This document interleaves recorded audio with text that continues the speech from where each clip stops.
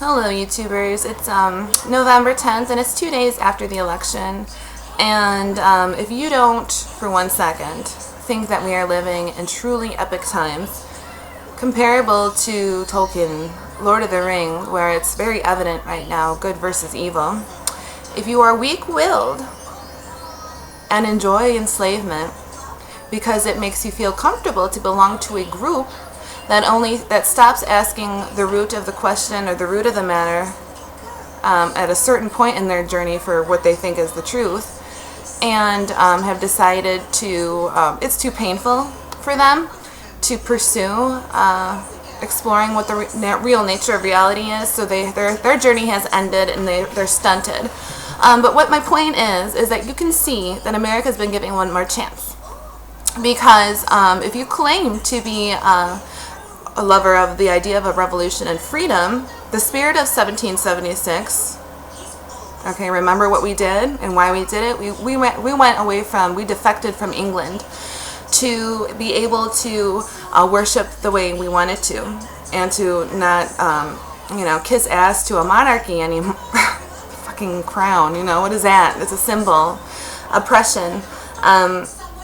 Anyway, so my point is, it's really, really obvious right now, okay, how much more pedophilia, high treason, funding ISIS and a network of other terrorists, endless wars, the obvious corporate slut whore media, let's see, just a list and a list and a list, and you're going to focus on a bunch of distracting lies, then you have, my friend, conceded your will, and you have bowed down and licked the boots of your oppressors. Because this is a spiritual thing, there is indeed a power rising. The spirit of liberty is stirring up in us all who answer the call to it. The other side, obviously, if they're engaged in cannibalism, spirit cooking, pedophilia, then they get off on evil, on fear, and they're in the death throes right now, and you better believe that they are going to try to do something to take us down, discredit us, and possibly even try to kill Trump. Notice that Barack Obama, you're not allowed to make fun of that man because he's half black and half white. I'm half Mexican. It's just such a freaking farce. If you can't see it by now, then I don't know what the point is of I guess you guys have identified yourselves by doing these protests. Because the spirit of liberty is in direct opposition to the resonant frequency signature of evil, corruption, control, enslavement, bondage, domination, full-scale domination.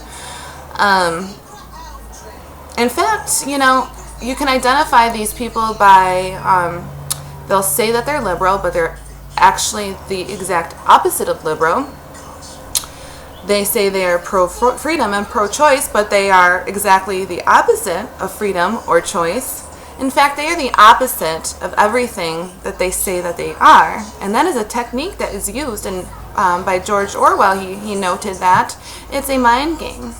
In fact, we've created such a generation of soft, gelded, domesticated people that I was trying to talk to a dear friend of mine that I've had since I was 10 years old.